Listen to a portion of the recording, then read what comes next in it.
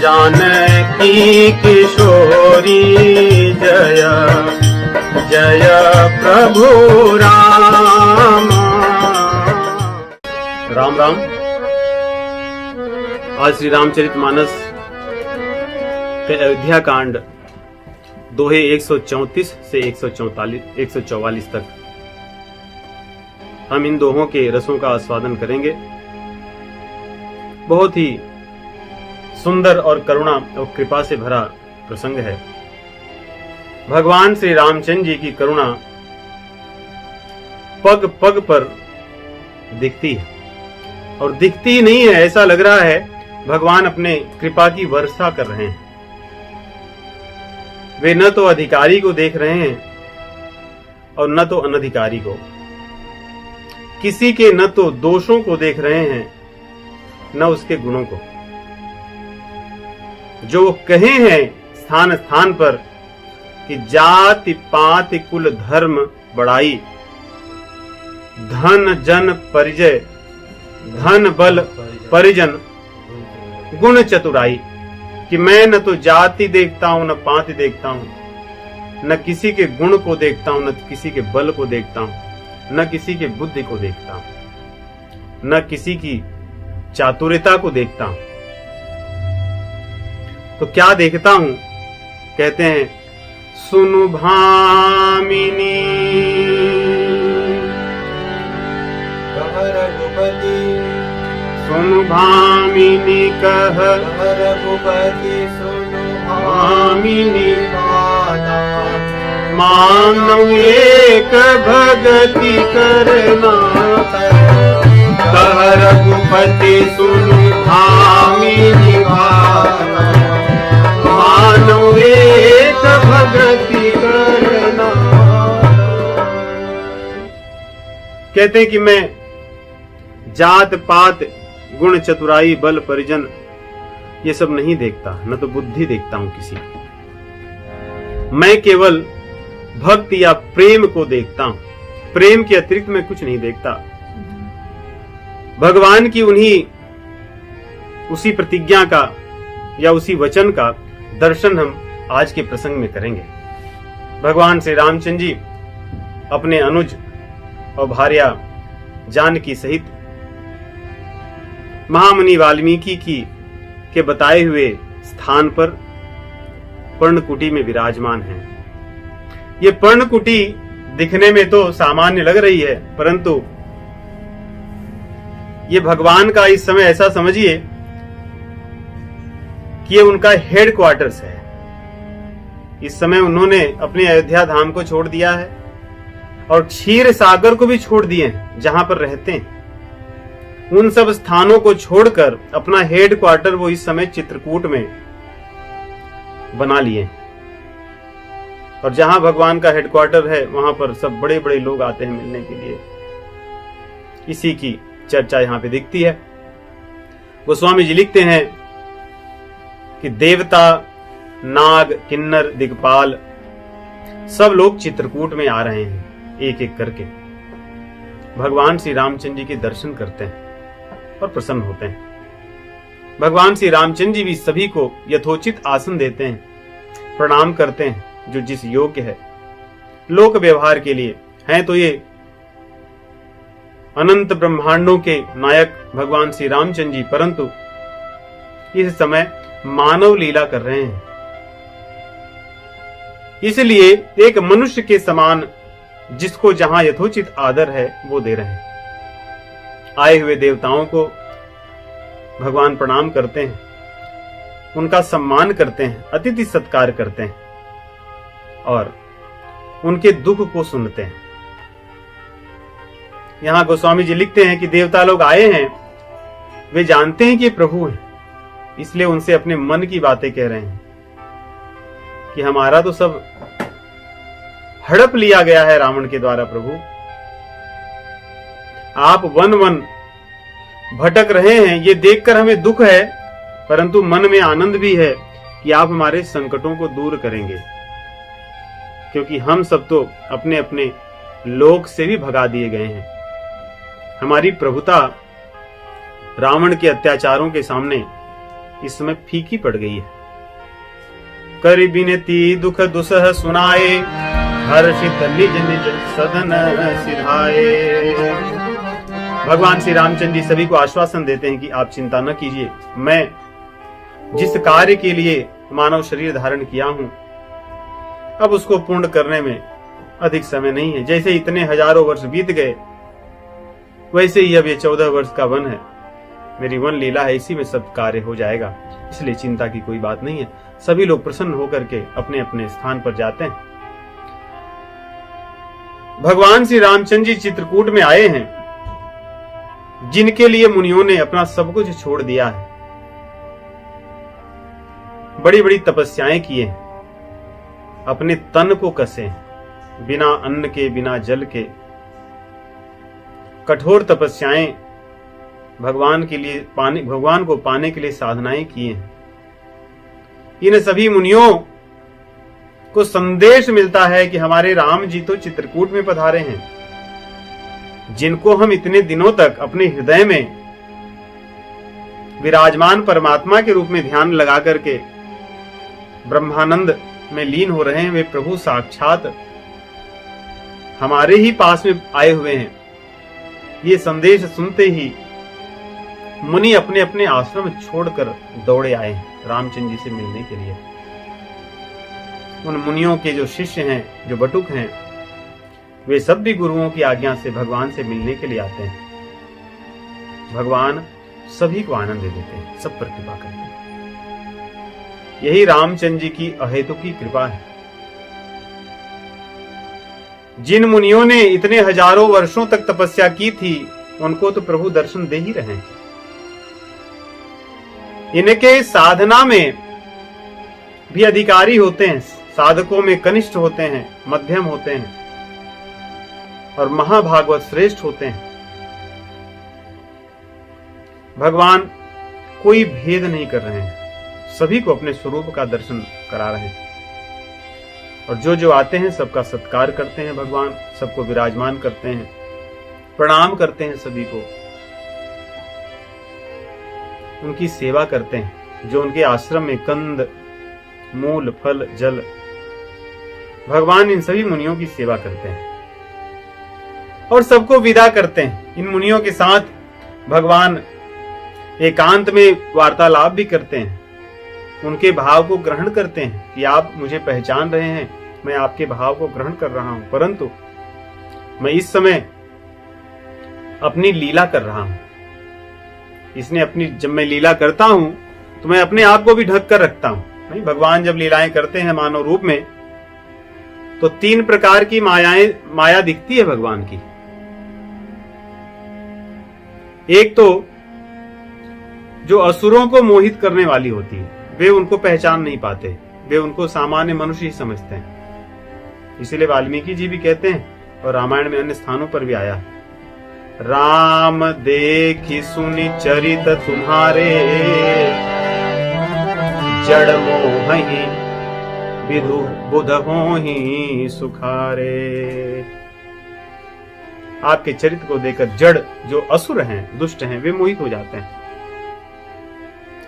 भगवान शिव जी कहते हैं, गिरिजा सुनहु राम कई लीला, सुर हित दनुज विमोहन शीला।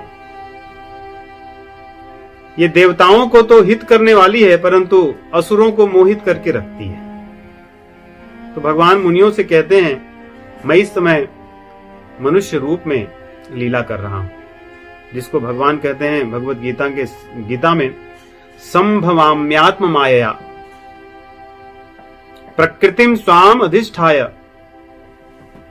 कि मैं अपनी माया को अपने अधीन करके या उसके छिप करके, जैसे व्यक्ति अपने आप को कपड़े में ढक ले, मैं वैसे काम करता हूं जब मानव शरीर में आता हूं। तो मुझे सब नहीं पहचान पाते, तो राक्षस तो मोहित हो जाते हैं कि भाई ये कौन है, लेकिन भगवान के जो भक्त हैं वे भी मोहित हो जाते हैं, वे भी वास्तविक बात नहीं समझ पाते। इसीलिए रामचंद्र जी जब माता जानकी जी को कहते हैं कि अब मैं अपनी लीला करूंगा, जिसके लिए वन में आया हूं, इसलिए तुम अग्नि में प्रवेश कर जाओ, तो गोस्वामी जी लिखते हैं कि लक्ष्मण ही हूं यह चरित न जाना, यह मरम न जाना, कि लक्ष्मण जी भी ये भगवान की बात को नहीं समझ पाए कि भगवान ने क्या कर दिए। क्या हो रहा है। तो भगवान अपने भक्तों को भी माया के अधीन रखते हैं, जिससे वे भगवान को नहीं समझ पाते, नहीं जान पाते। तो ये मुनि लोग भी इस समय माया के अधीन हो गए हैं, भगवान को नहीं समझ पाते। और कई बार भगवान अपने को भी माया के अधीन रखते हैं। नहीं, नाचहि निज प्रतिबिंब निहारी, रामचंद्र जी अपने ही प्रतिबिंब को निहार निहार कर, देख देख कर छोटे बच्चे की तरह नाचते हैं, हंसते हैं, पकड़ते हैं। तो उनकी माया उन्हें भी ढक कर रखती है, जिससे वो मानव लीला कर सकें। तो मुनियों के साथ प्रभु की इस प्रकार वार्तालाप होती है। भगवान उनको हाथ जोड़ करके विदा किए। वे लोग अपने अपने आश्रमों में गए और अपनी अपनी साधना करने लगे। तो इस प्रकार मुनि, देवता, साधक भगवान के दर्शन किए, उनकी कृपा को पाए।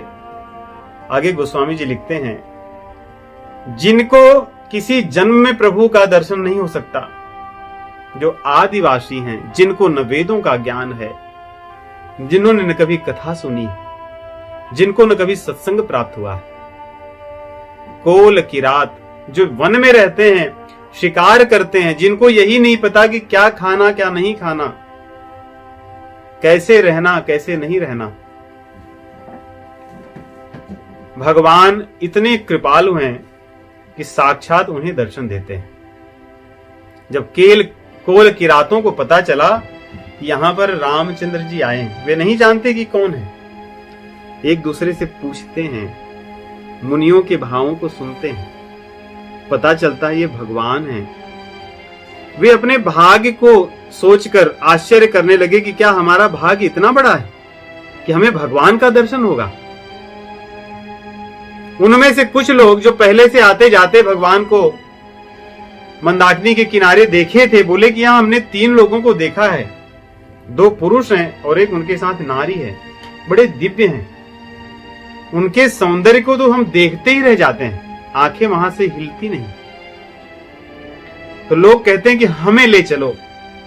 तो कोल किरात जो देखे थे प्रभु को आते जाते, वे अन्य सभी लोगों को लेकर के रास्ते रास्ते, जंगल जंगल, पगडंडियों से आते हैं और रास्ते भर वो पूछते रहते हैं कि उन दिन तुमने देखा था, कैसे थे, उनकी आंखें कैसी थी, वो कहते क्या थे, बातें क्या करते हैं, वे लोग खाते क्या हैं, उनके हाथ पर ऐसे कोमल और सुंदर हैं, उनकी जटाजूट इतनी सुंदर है, मन को मोहित कर लेती है।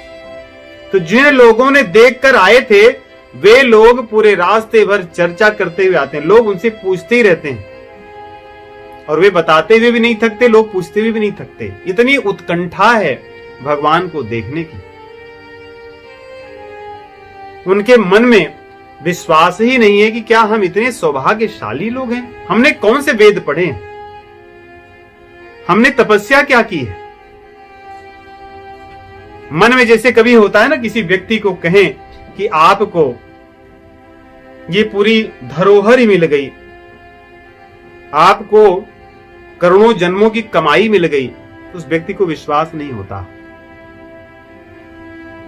इन कोल किरातों को अभी भी विश्वास नहीं हो रहा है, परंतु चले आ रहे हैं भगवान के दर्शन करने के लिए, एक दूसरे से पूछते हुए। गोस्वामी जी लिखते हैं, 3 मह जीन देखे 2 भ्राता, अपर नहीं पूछहि मग जाता, कहत सुनत रघुबीर दिखाई, आई समनी देखे रघुराई।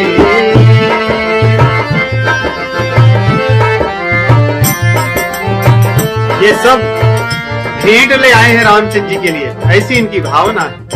इनके पास कुछ है नहीं, ये तो वृक्ष के नीचे रहते हैं, लेकिन भगवान के पास खाली हाथ कैसे आएंगे।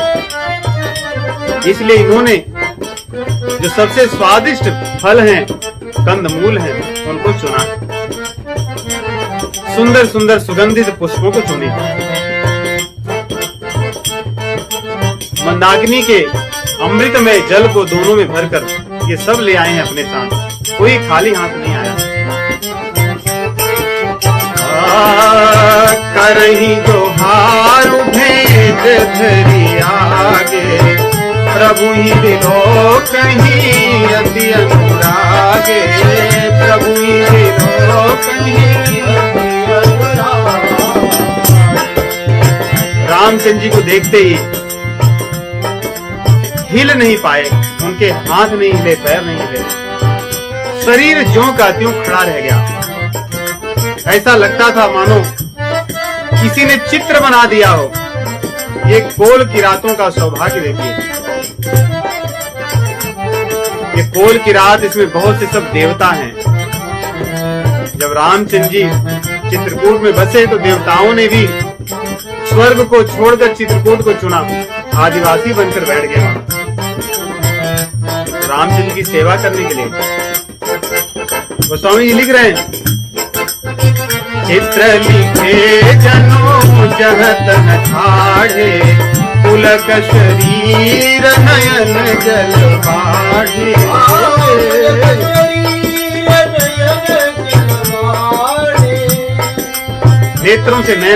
नेत्रों से जल बह रहे हैं, ये सोचकर कि प्रभु आप हमारे लिए यहाँ आए हैं। आप तो राजकुमार हैं, आप तो मखमली बिस्तरों पर सोने वाले थे, आपके तो हजारों नौकर हैं,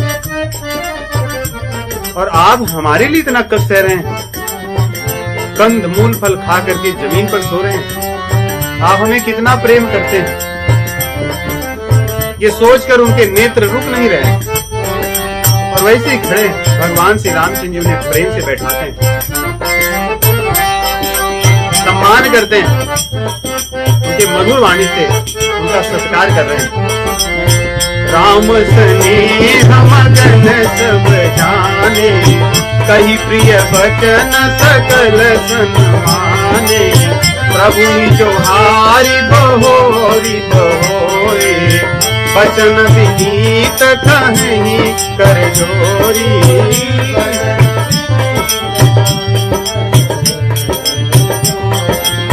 बचन विनीत कहीं कर जोरी। सब हाथ जोड़कर विनम्रता से कह रहे हैं, प्रभु हम सनाथ हो गए, हमारा जीवन सफल हो गया। हम तो आपसे प्रार्थना करते हैं कि जब जब हमें मानव शरीर मिले, हम ऐसे ही कोल की रात बने, क्योंकि इतने सुलभ आप हमारे लिए हो गए, जिनको पाने के लिए मुनियों ने क्या नहीं किया। आप हमारे लिए ऐसे आ गए, हमें यही बनाना, आप कोल की रात बनाना प्रभु, यही आपसे प्रार्थना है। हम आपकी सेवा करना चाहते हैं, हमारे पास कुछ है नहीं। एक गुण हमारे भीतर है कि हम वन में रहते हैं, वन को अच्छी तरह से जानते हैं। यहाँ पर हाथी, सिंह, बाघ, जंगली सुअर, ऐसे बहुत ही भयंकर पशु रहते हैं। जहरीले सांप, नाग इत्यादि रहते हैं।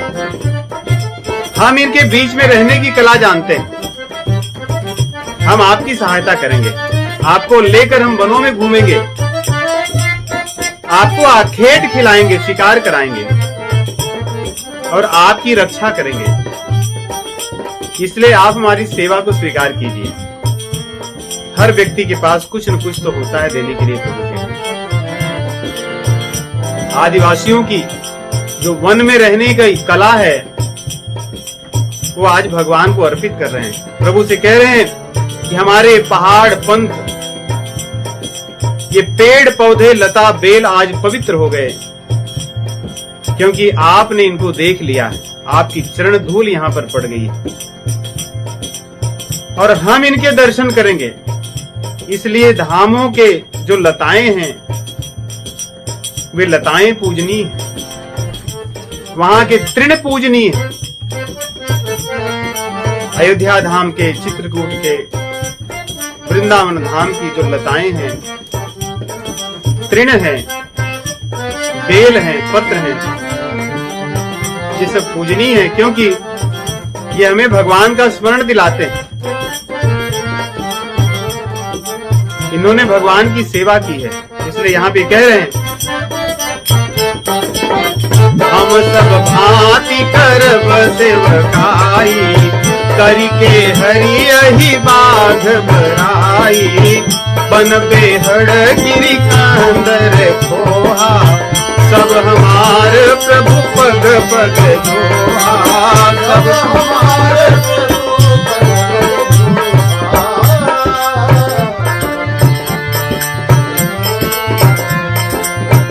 हम सेवक परिवार समेता, नाथ न सकुच आय सुमेता। हे नाथ, आशीर्वाद दे दीजिए आप और आज्ञा दे दीजिए। आपकी आज्ञा होते ही हम अपने परिवार सहित आपकी सेवा में लग जाएंगे। आप बोलते क्यों नहीं कुछ? आगे कह रहे हैं,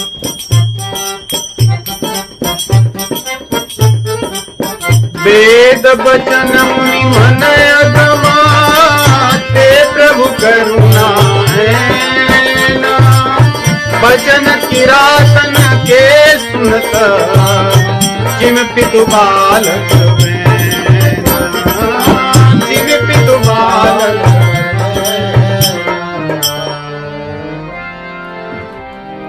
भगवान श्री रामचंद्र जी किरातों के वचन को उसी प्रकार सुने जैसे छोटा सा बालक माता पिता की सेवा करने की इच्छा व्यक्त करे।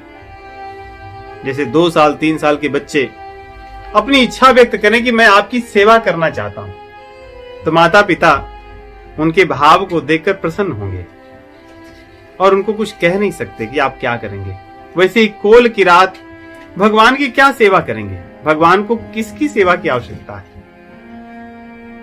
त्रिभुवनपति प्रभु, जिनके ब्रह्मा आदि जो देव हैं, ब्रह्मादि देवासुराः जन माया वशवर्ती, जिनकी माया के अधीन ब्रह्मादि आदि देव भी भगवान की सेवा करते हैं, उन प्रभु की सेवा कोल किरात क्या करेंगे? उनको किस चीज की आवश्यकता है?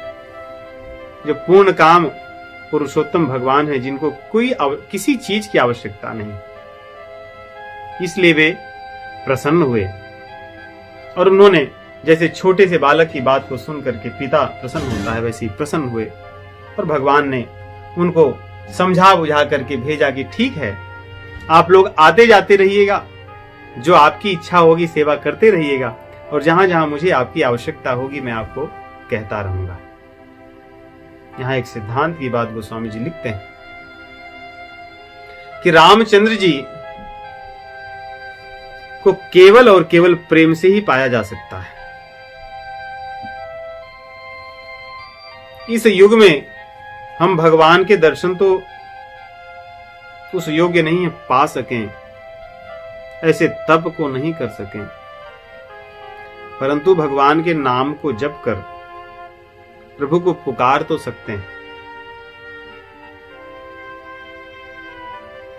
भगवान के नाम को लेकर के पुकारने से प्रभु द्रवित हो जाते हैं। हमारी करुण पुकार को सुनकर वे हमारे साथ हो लेते हैं, हमारे लिए प्रकट हो जाते हैं, हमारी भावना को, हमारी सेवा को ग्रहण करते हैं।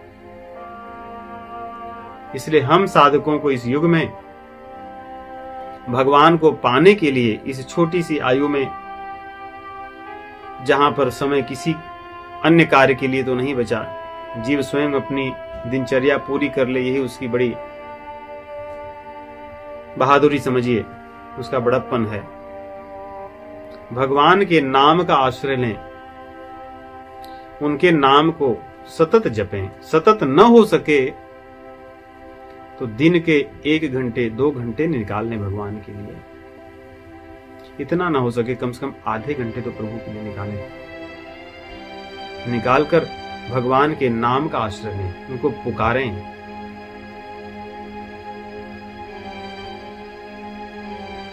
उनको अपने सामने बुलाएं कि प्रभु, मैं इस संसार में भटक रहा हूं अनेकों जन्मों से, सौभाग्य से अब मुझे सत्संग मिला है। मुझे ये पता चला है कि आपका नाम लेने से आप मिलते हैं, इसलिए दुखी हो करके और अपेक्षा करके, आशा करके आपको मैं पुकार रहा हूं। आप मुझे संभाल लीजिए, आप मुझे बचा लीजिए, अपना लीजिए, जैसे आपने कोल किरातों को अपना लिया। क्योंकि आप तो केवल प्रेम को ही चाहते हैं, मैं आपसे प्रेम करना चाहता हूं। संसार में प्रेम करूंगा कितना भी, अंत में वो शून्य ही होगा, जब तक कि मैं आपको नहीं प्रेम करूंगा। गोस्वामी जी लिखते हैं, अंक राम को नाम है, सब साधन है सोन। अंक गए कछु हाथ नहीं, अंक रहे 10 गुण। यदि आपके नाम का आश्रय लूंगा तो मेरी सभी साधनाएं, मेरे सभी जीवन के जो कर्तव्य हैं सब सफल हो जाएंगे, अन्यथा अंत में सब शून्य हो जाएगा और मैं पुनः भटक जाऊंगा और इस सौभाग्य से वंचित रह जाऊंगा। इस प्रकार गोस्वामी जी लिख रहे हैं, राम ही केवल प्रेम प्यारा, राम ही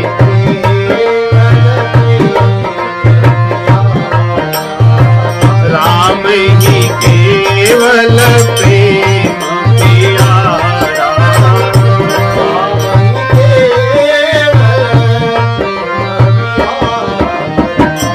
जान ले वो जो जान निहारा।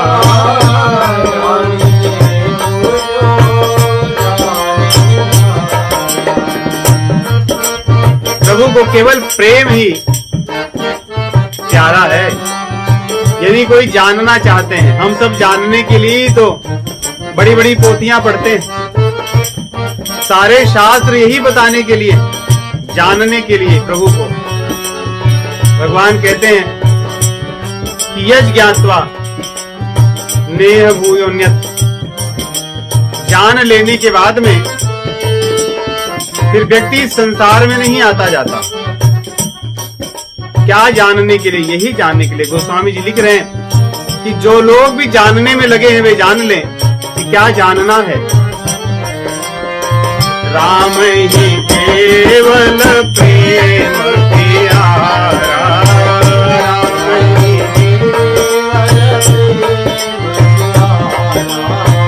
जान ले वो जो जान निहारा।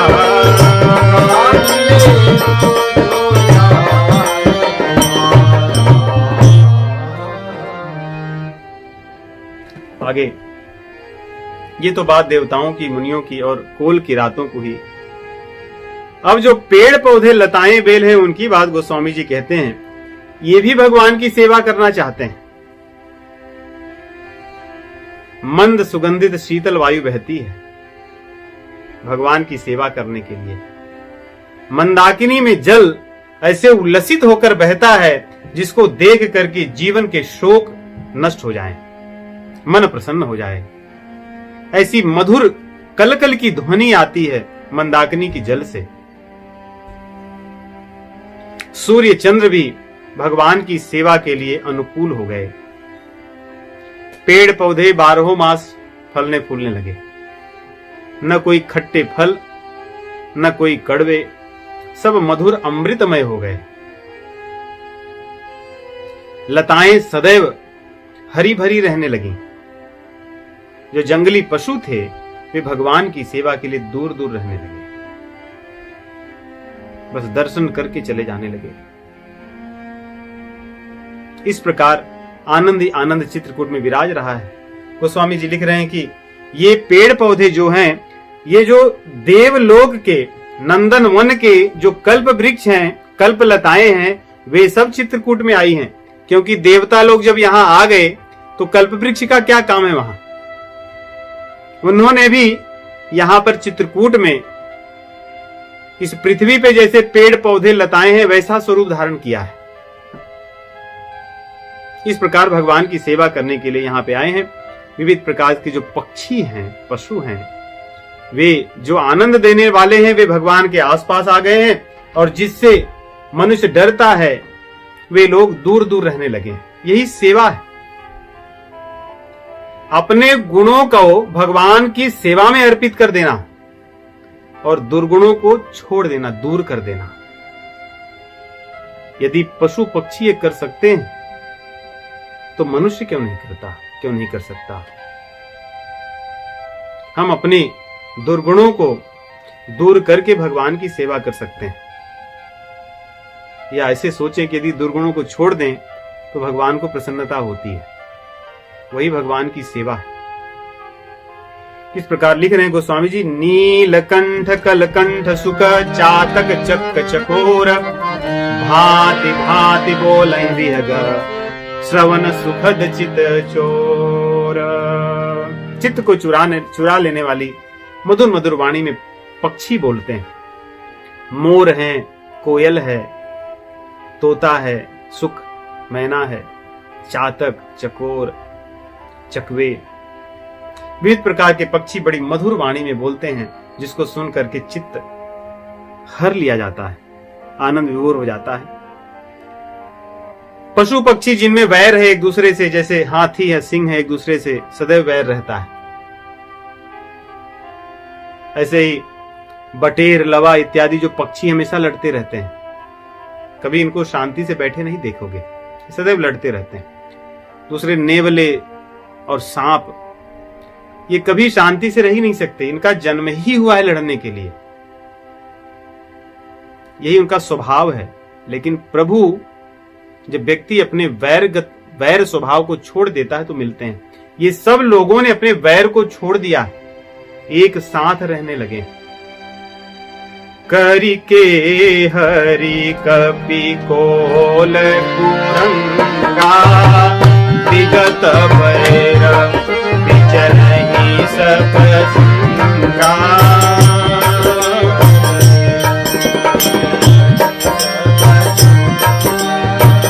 विगत वैर विचरहि सब संगा।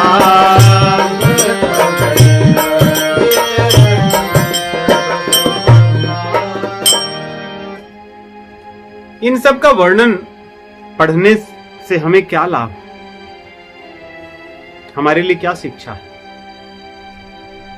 जब तक जीव वैर को नहीं छोड़ता तब तक वो कभी भी निश्चिंत होकर विचरण नहीं कर सकता, विशेष चरण नहीं कर सकता। क्योंकि पशु पक्षी तो संसार में जंगलों में विचरण कर ही रहे हैं, परंतु जब उन्होंने अपने बैर भाव को छोड़ दिया तब भगवान श्री रामचंद्र जी के प्रेम का अनुभव कर पा रहे हैं। या भगवान के प्रेम को अनुभव करने के लिए जीव को अपने वैर स्वभाव को छोड़ना ही पड़ता है, क्योंकि राम ही केवल प्रेम प्यारा, राम ही केवल, और सब चीजें प्यारी नहीं है प्रभु को, लेकिन प्रेम ही प्यारा है, उन्हें वैर प्यारा नहीं है। इसलिए पशु पक्षियों ने भी अपने वैर को छोड़ दिया। बैर विगत बैर विचरहि सब संगा, एक दूसरे के साथ साथ रहने लगे। क्यों साथ साथ रहने लगे? क्योंकि भगवान की सुंदरता को व्यक्त कैसे करेंगे, उपस्थिति में जो आनंद है कैसे दिखाएंगे। यदि मान लो व्यक्ति के मन में बड़ी प्रसन्नता हो, उस प्रसन्नता को वो किसी से व्यक्त करना चाहता है, अगर सर्वत्र बैर करके ही रहेगा तो उस प्रसन्नता को व्यक्त किससे करेगा, आनंद का वर्धन कैसे करेगा। इसलिए पशु पक्षियों ने भी अपने बैर को तज करके एक दूसरे से भगवत चर्चा करने लगे, भगवान के सौंदर्य का वर्णन करने लगे। इस प्रकार चित्रकूट में तो ये जो चर हैं उनका वर्णन है, आगे अचर का वर्णन। अचर में क्या है, अब यहां पे जो नदियां हैं, जो पर्वत हैं, इनकी स्थिति का गोस्वामी जी वर्णन करते हैं। कहते हैं कि गंगा, यमुना, सरस्वती, नर्मदा, गोदावरी इत्यादि जो पूजनीय नदियां हैं, ये सब के मन में क्षोभ हो रहा है। क्षोभ इस बात का, सिहा रहे हैं कि क्या अगर हम भी मंदाकिनी के पास या मंदाकिनी में मिल जाते, हम भी चित्रकूट में होते तो। हमारा दुर्भाग्य है, हम इतने वंदनीय पूजनीय तो हैं, परंतु भगवान के इस प्रेम का आनंद नहीं ले पा रहे हैं। ये सिहा रही हैं नदियां। मंदराचल पर्वत, मेरु पर्वत जो देवलोक में रह रहे हैं, कैलाश पर्वत जो भगवान शिव जी का सानिध्य निवास स्थान है, हिमाचल जहां से गंगा जी प्रकट होती है, हिमालय जहां पर माता पार्वती जी का प्राकट्य हुआ, वो हिमालय और अन्य सभी जितने भी पर्वत हैं सब सिहा रहे हैं। सब मन में सोच रहे हैं कि धन्य है वो विंध्य चित्रकूट। विंध्य जो पर्वत है उसी विंध्याचल पर्वत की श्रेणियों में चित्रकूट है। तो सब लोग विंध्य पर्वत के गुण को गा रहे हैं कि धन्य है विंध्य पर्वत, कि साक्षात भगवान वहां विराजमान है। हम सब बड़े सौभाग्यशाली तो हैं, परंतु चित्रकूट के ऐसे नहीं, चित्रकूट के जितने नहीं। चित्रकूट तो अनादिकाल तक सर्वत्र गाया जाएगा, हमें कौन पूछेगा, क्योंकि रामचंद्र जी साक्षात वहां विराजमान हैं और मंदाकिनी उनकी सेवा कर रही हैं अपने जल से। चित्रकूट अपने भूभाग से भगवान की सेवा कर रहा है। इस प्रकार सभी पर्वत जो उदयाचल, अस्ताचल, कैलाश, मंदर, मेरु, सभी पर्वत इस प्रकार सिहा रहे हैं। इतना ही नहीं, गोस्वामी जी लिख रहे हैं कि जो देवता लोग हैं वे चित्रकूट पर्वत पे जो पेड़ पौधे, लताएं, घास, तृण हैं, इनकी प्रशंसा कर रहे हैं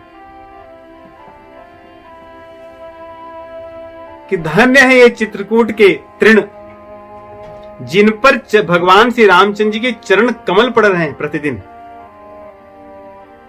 धन्य है बेल लताएं जो पुष्पों को उत्पन्न कर रही हैं, फलों को उत्पन्न कर रही हैं, और भगवान श्री रामचंद्र जी उनका रसास्वादन कर रहे हैं। हम लोग क्या देने योग्य हैं? तो इस प्रकार चित्रकूट के बिहग मृग बेल बिटप तृण जाति, पुण्य पूज्य सब धन्य यश कहीं देव दिन राति।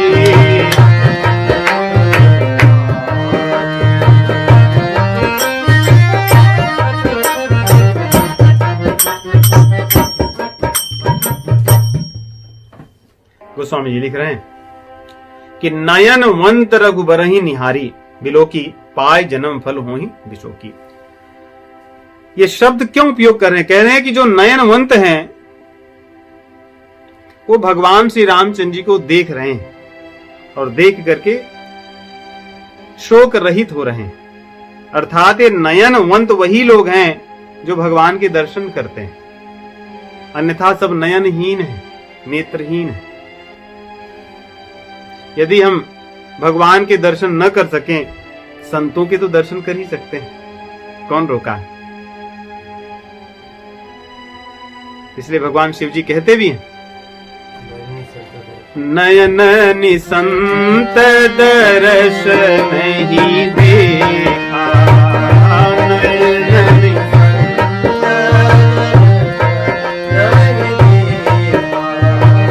लोचन मोर पंख कर लेखा, लोचन मोर पंख कर लेखा, लोचन मोर पंख कर लेखा, लोचन मोर पंख कर लेखा।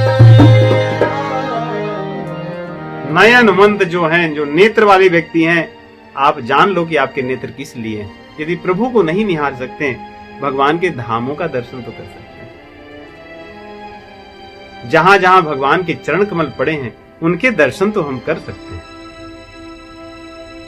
भगवान के जो भक्त हैं, जो संत हैं, उनके दर्शन तो कर सकते हैं। इस प्रकार गोस्वामी जी लिख रहे हैं।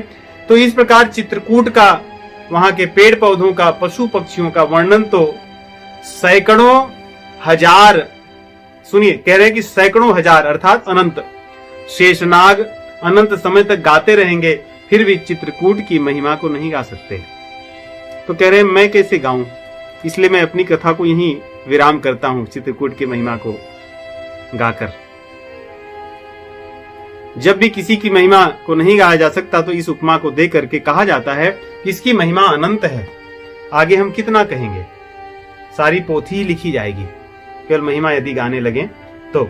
लिख रहे हैं, यदि इसकी महिमा सैकड़ों हजारों शेषनाग नहीं कर सकते हजारों वर्षों तक गाकर, तो मैं, जैसे कह रहे हैं कि मंदराचल को धारण किया था भगवान ने कच्छप बन करके, जब उस समुद्र मंथन हो रहा था, तो उन्होंने मंदराचल को धारण कर लिया और उसी पर अपना भगवान की कहते हैं कि पीठ की खुजली मिट गई।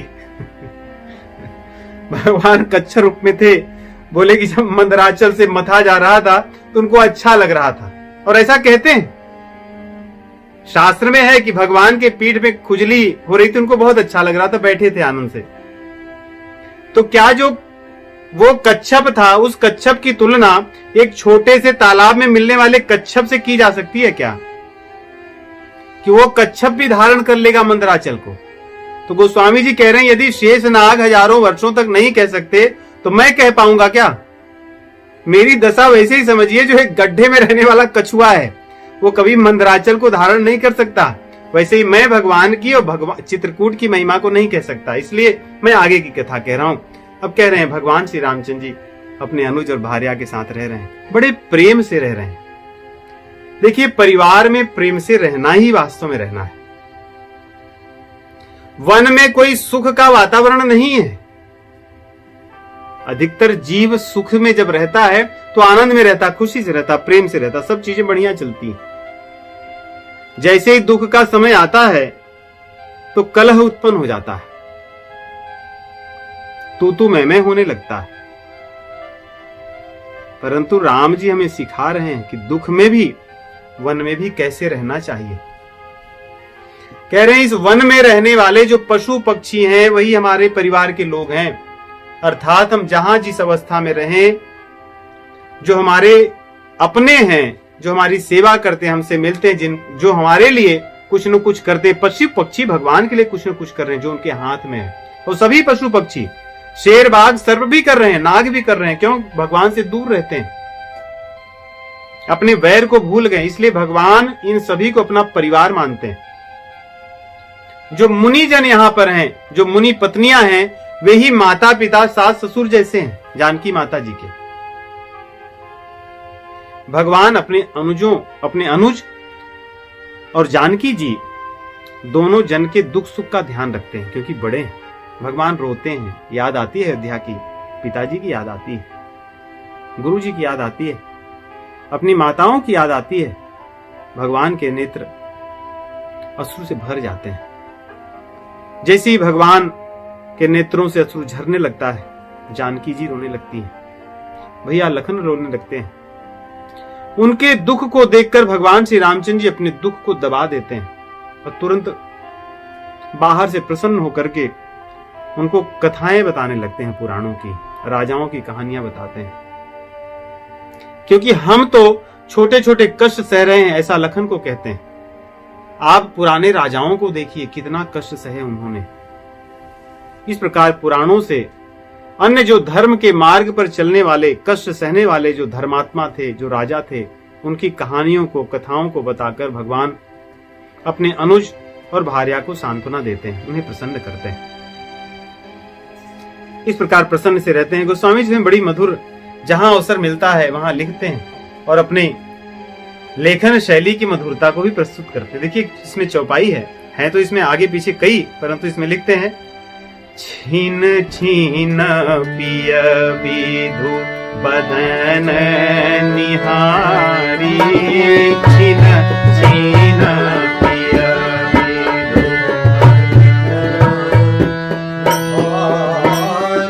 प्रमुदित मन चकोर कुमारी, प्रमुदित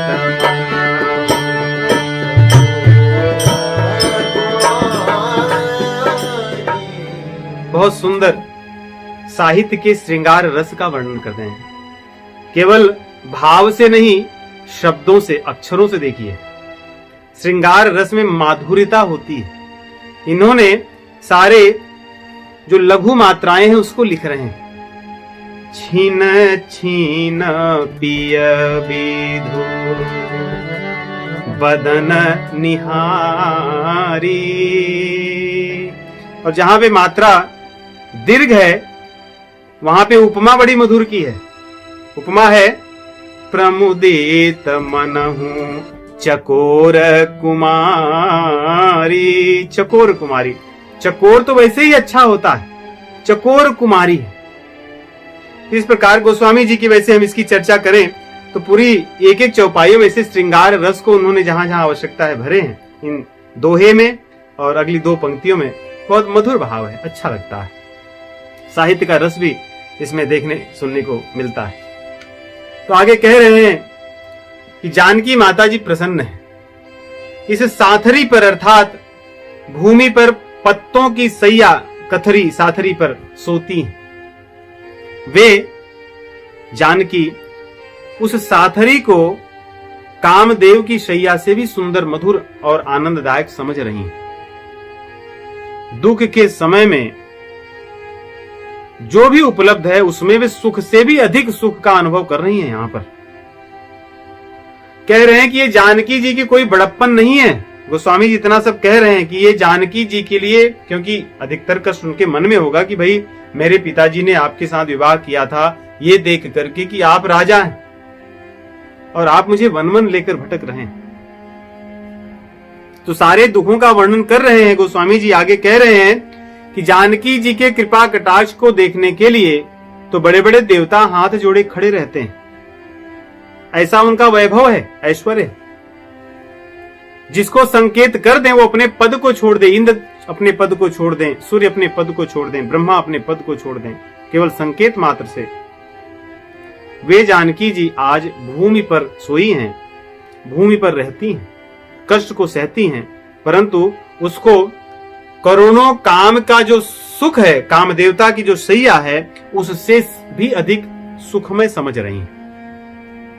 गोस्वामी जी लिखते हैं ये जानकी जी का तो ये आप सुन रहे हैं।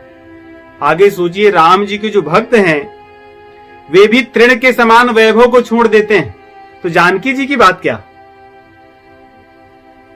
हमारी तरफ संकेत कर रहे हैं कि हम यदि राम जी के दास बनना चाहते हैं, साधक बनना चाहते हैं, तो हम भोग विलास को तृण के समान समझें।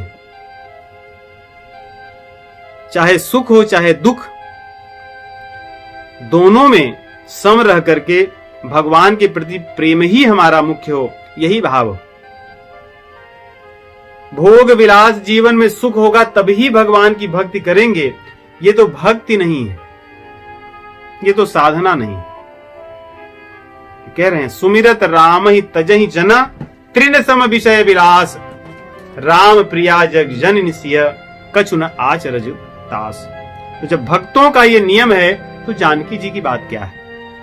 उनके लिए तो सब कुछ तृणमय है। इसलिए जीवन में चाहे सुख हो चाहे दुख हो, जो भी हमारी परिस्थिति हो, प्रभु के चरण कमल न छूटे, उनका नाम न छूटे। आज हैं जो चीजें कल हो सकता नहीं रहेंगी, आज जो नहीं है हो सकता है कल मिल जाएं, परंतु वे हमारी साधना को निश्चित न करें। दोनों में हम सम रहें। इस प्रकार कह रहे हैं कि जीवन बीतता जा रहा है। चित्रकूट में लखन जी माता जानकी और भगवान श्री रामचंद्र जी की सेवा करते हैं, दिन रात उनकी सेवा में लगे। भगवान भी अपने दोनों जो उनके छोटे हैं जानकी जी और लखन का ध्यान रखते हैं। जो गवहीं प्रभु सिय लखन ही कैसे पलक बिलोचन गोलक जैसे।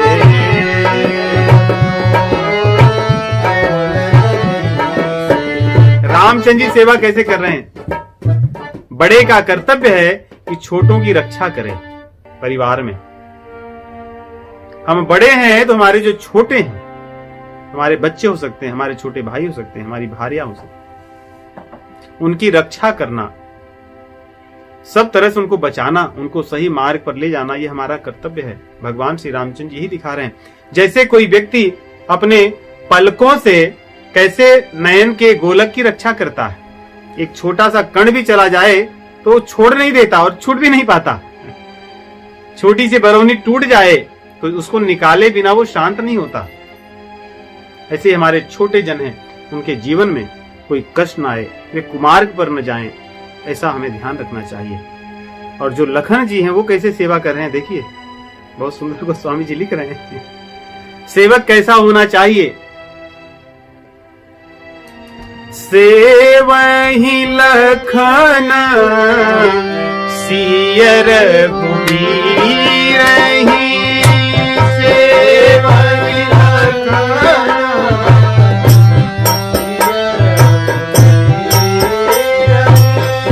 जिमिया विवेकी पुरुष शरीर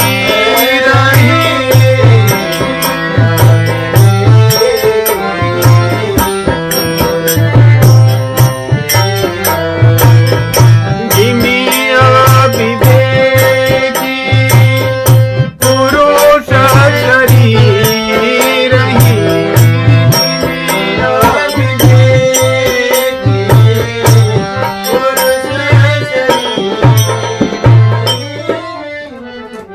सेवहि लखन सिय रघुबीर। माता जानकी जी की और भगवान श्री रामचंद्र जी की सेवा कर रहे हैं लखन जी। कैसे?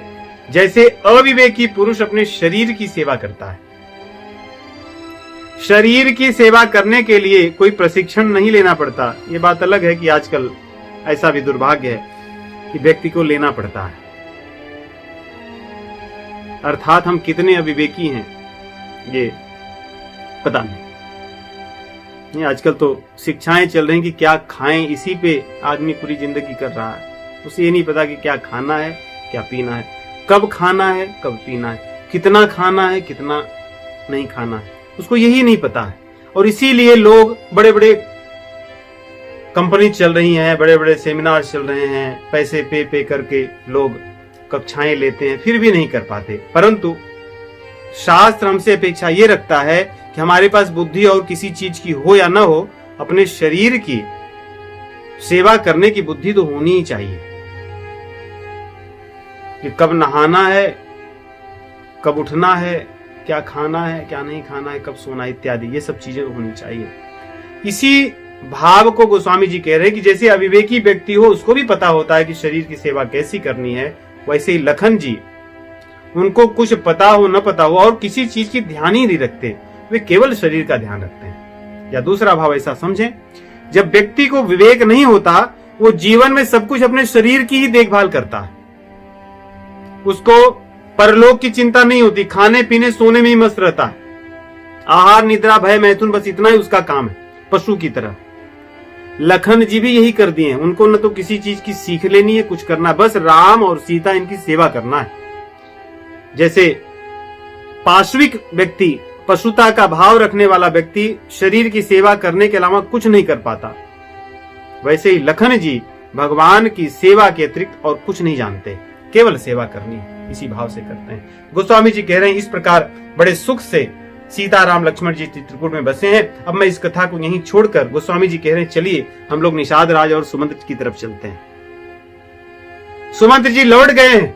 जब भगवान जमुना जी के पार किए तब उन्होंने निषाद राज जी को लौटाया, और तमसा के बाद जब उन्होंने गंगा जी को पार किए तब सुमंत्र जी को लौटा दिए। लेकिन सुमंत्र जी क्या किए, वे अभी तक अयोध्या में उतने जल्दी जल्दी नहीं जा रहे हैं। वे श्रृंगबेरपुर जाकर के वहां रुके हैं। क्यों? क्योंकि निषाद जी आएंगे, देखते हैं कि क्या बातचीत हुई है। हो सकता है निषाद राज ही लौटा लाए रामचंद्र जी को। कभी कभी मित्र वो काम कर लेता है जो और लोग नहीं कर पाते, कि रामचंद्र जी के सखा हो सकता है समझा बुझा कर ले आए हो। इसलिए वे धीरे धीरे जाकर के श्रृंगबेरपुर तक ही पहुंचे। निषाद राज लौट कर आते हैं, देखते हैं कि सुमंत्र जी खड़े होने की उनके पास शक्ति नहीं, बोलने की शक्ति नहीं। सुमंत्र जी की बात तो छोड़ दीजिए, उनके जो घोड़े थे वे रो रहे हैं, वे खड़े नहीं हो पाते, रह रह करके बैठ जाते हैं, गिर जाते हैं। जबकि घोड़ों का ऐसा स्वभाव नहीं है, घोड़े खड़े रहते हैं। उन्होंने अपने सहज भाव को छोड़ दिया है, रो रहे हैं। सुमंत्र जी पूछते हैं कि आप भी नहीं लौटा पाए, आप अकेले लौट आए, मैं तो कुछ नहीं कर पाया था, आपके तो सखा थे, आप तो उन्हें ले आते। निषाद राज जी बहुत दुखी हैं, परंतु सुमंत्र के दुख को देखकर उन्होंने सोचा यदि मैं अपने दुख को रोक कर, कम करके, छिपा करके इनको सांत्वना नहीं दूंगा तो हम दोनों कुछ नहीं कर पाएंगे। भगवान की इच्छा थी कि सुमंत्र जी अयोध्या लौट जाएं और संदेश दें। यदि मैं भी अपने दुख को ऐसे ही व्यक्त करूंगा जैसे सुमंत्र जी कर रहे हैं, तो सुमंत्र जी भगवान के संदेश को लेकर अयोध्या नहीं पहुंच पाएंगे। इसलिए निषाद राजगुहा अपने को ढांढस बंधाते हैं और सुमंत्र जी को समझाते हैं, कहते हैं कि आप लौट जाइए, भगवान को बहुत दुख होगा। महाराज दशरथ जी को सांत्वना कौन देगा? वे आपकी बाट जो रहे होंगे। उनकी बात सुनकर निषाद राज जी चलने को तैयार होते हैं, परंतु वे अपने घोड़े को चलाने की स्थिति में नहीं है। उनसे घोड़े नहीं चलाए जा रहे, क्योंकि न तो उनके हाथों में कोई शक्ति बची है और न तो घोड़े जाना चाहते हैं। ऐसी विकट परिस्थिति में निषाद राज जी अपने कुछ सारथी, 4 सारथी बुलाते हैं और उन्हें कहते हैं कि आप इन घोड़ों को लेकर के, इस रथ को लेकर के अयोध्या जाइए। सुमंत्र जी जब उस स्थिति में आ जाएं कि स्वयं जाने योग्य हो जाएं, तब छोड़कर आइएगा। तो इस प्रकार चले जा रहे हैं। गोस्वामी जी यहां लिख रहे हैं, देखिए बड़ा मार्मिक वर्णन है, भाव से भरा हुआ। घोड़ों की स्थिति से बता रहे हैं कि स्थिति कैसी दयनीय और दुख से भरी है। विरह भाव की पराकाष्ठा को ऐसा कहीं और पढ़ने सुनने को नहीं मिलता। यहां सुमंत्र के विरह भाव का वर्णन न करके गोस्वामी तुलसीदास जी घोड़े के विरह भाव का वर्णन कर रहे हैं। जब ये सारथी लेकर चल रहे हैं उस समय चर फराही मग चलहि न घोरे, वन मृग मन हुआ नीरज जोरे। ऐसा लग रहा है कोई एक घोड़े नहीं, हिरण है। हिरण को अगर आप रथ में लगा दोगे तो क्या करेंगे? उनके पास क्या शक्ति? और उनके पैर लड़खड़ा कर वो गिर जाते हैं। अड़ो के फिरे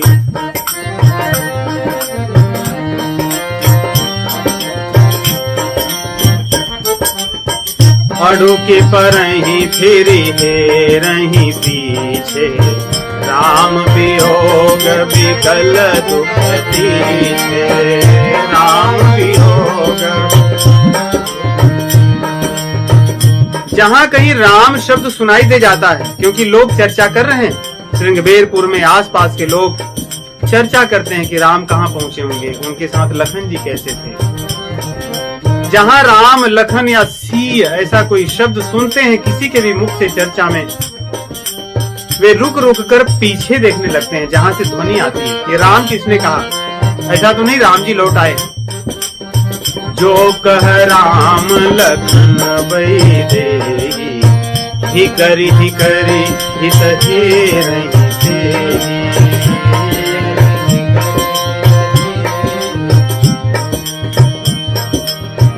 घोड़े हिनहिनाने लगते हैं और देखने लगते हैं कि किसने राम कहा, किसने लखन कहा, सिंह किसने कहा, वो कौन है। उससे आत्मीयता बन जाती है। जो राम कहे वही तो हमारा है, जो राम का है वही हमारा है। इस प्रकार तो स्वामी जी कह रहे हैं, यदि घोड़ों की स्थिति है, पशु पक्षियों की स्थिति है, तो सुमंत्र की स्थिति का वर्णन मैं नहीं कर सकता। आगे जाते हुए सुमंत्र जी बड़े दुख में हैं, व्यथित हैं। जैसे कोई वैश्य हो, उसने बहुत जीवन भर मेहनत करके धन को कमाया हो और उस धन को उसने संजो कर रखा हो कृपणता के साथ, और कोई आकर उसके धन को छीन ले।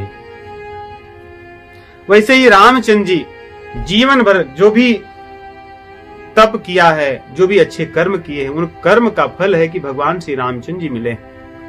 आज वे छूट गए। अब उनसे भेंट कब होगी हमें नहीं पता।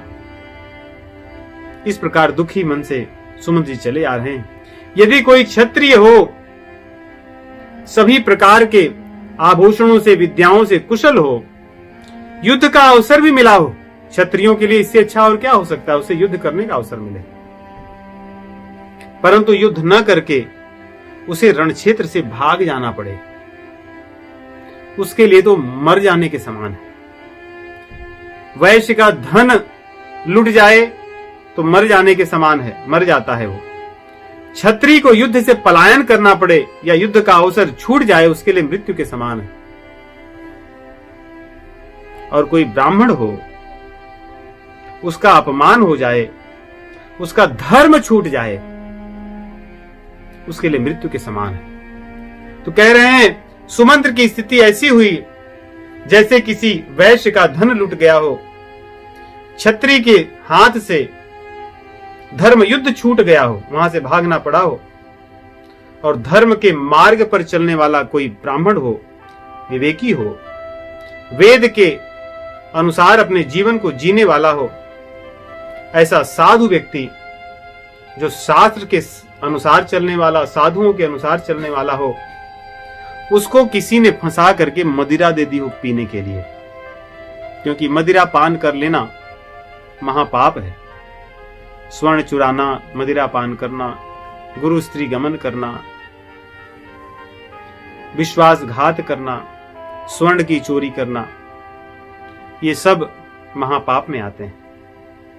कह रहे हैं किसी ब्राह्मण के साथ यदि इस प्रकार मदिरा पान हो जाए धोखे से, गलती से, उसके लिए तो मृत्यु के समान हो गया। यही स्थिति सुमंत्र जी की है।